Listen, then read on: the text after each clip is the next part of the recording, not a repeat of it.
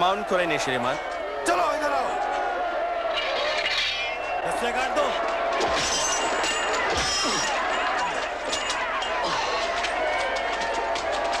तू इसे उठा।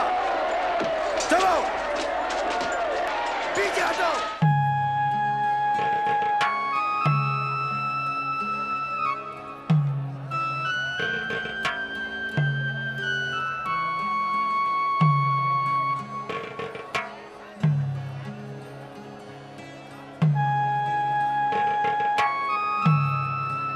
और यीशु को गुलगुता नामक जगह पर, जो खोपड़ी का स्थान कहलाता है, क्रूस पर चढ़ाया जाने लगा।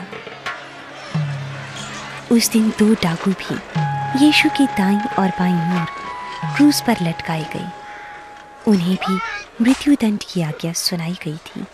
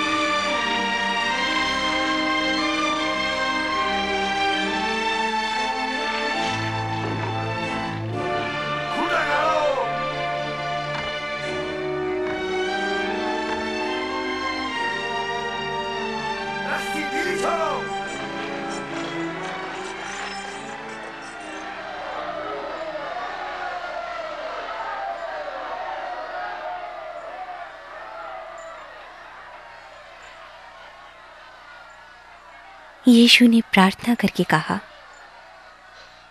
हे पिता, इन्हें क्षमा करना, क्योंकि ये नहीं जानते कि ये क्या कर रहे हैं।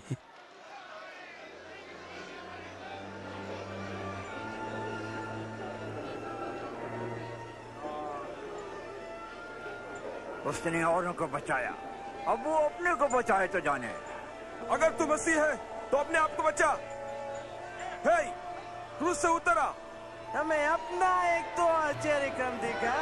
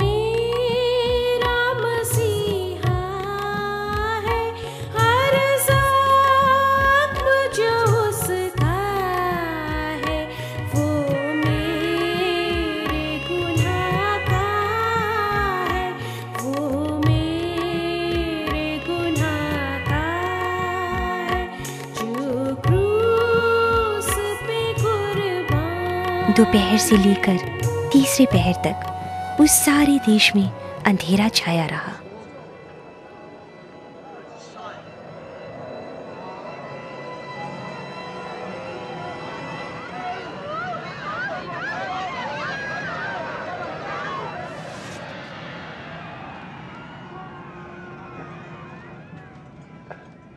तीसरे पहर के होते होते यीशु ने दर्द से कराहते हुए कहा,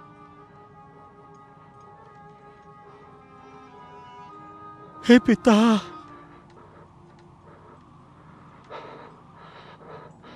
मैं अपनी आत्मा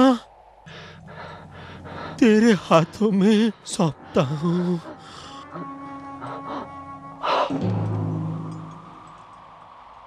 इतना कहकर उसने अपने प्राण त्याग दिए।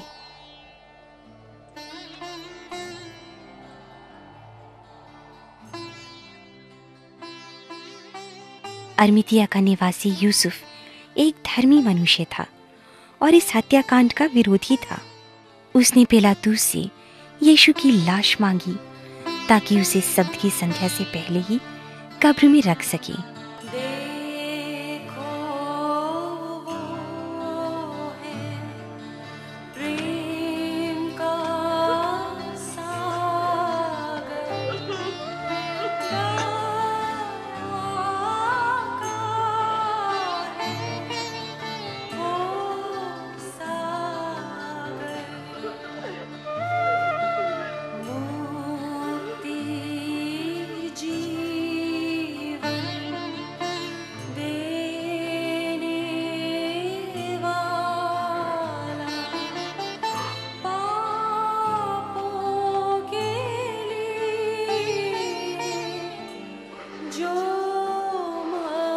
यीशु की लाश क्रूस से उतारकर मलमल के कपड़े में लपेटकर एक पत्थर को काटकर बनाई गई कब्र में रखी गई और कब्र के द्वार पर एक भारी पत्थर लुढ़काकर कब्र को बंद कर दिया गया।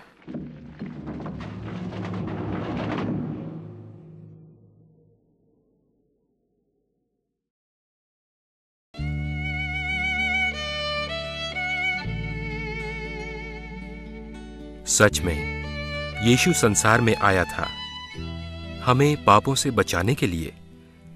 ये जो कुछ भी हुआ वो सब हमारे लिए था।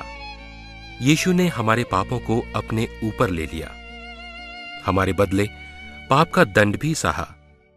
वो हमारे ही अपराधों के कारण मारा गया और हमारे ही कुकर्मों के कारण कुचला गया। जो दंड उसने भोगा उसके द्वारा ही हमें मुक्ति मिली और उसके जख्मों के बदले हमें चंगाई मिली। हम सभी खोई हुई भेड़ के समान परमेश्वर से दूर हो गए थे और अपनी मनमानी राहत पर चल रहे थे। फिर भी परमेश्वर ने हम सब के पापों का भार यीशु के ऊपर लाद दिया। यह संसार उसी के द्वारा उत्पन्न हुआ, परंतु संसार ने उसे नहीं पहचाना।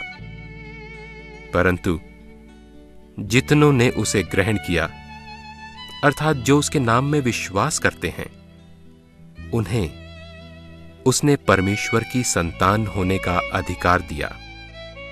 जो यीशु पर विश्वास करता है वो यीशु के लहू के द्वारा पापों की क्षमा पाता है और अनंत जीवन उसी का है।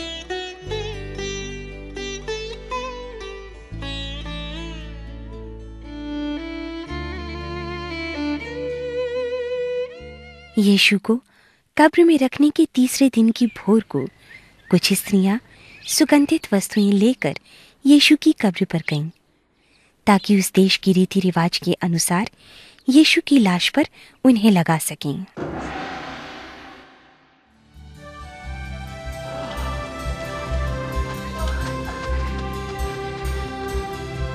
उन्होंने देखा कि कब्र का पत्थर हटा हुआ है और अंदर जाकर देखा कि यीशु की लोथ वहां नहीं है, सिर्फ उसका कपड़ा पड़ा हुआ है। वे इस बात से बहुत चकी रह गईं। तभी अचानक दो स्वर्गदूत चमकीले वस्त्र पहने हुए उनके पास आकर खड़े हुए और कहा, तुम जीवित को मृतकों में क्यों ढूंढती हो? वो यहां नहीं है परंतु जी उठा है। याद करो जो उसने गलील में कहा था, मनुष्य का पुत्र पापियों के हाथ पकड़वाया जाएगा, क्रूस पर चढ़ाया जाएगा और तीसरे दिन जी उठेगा।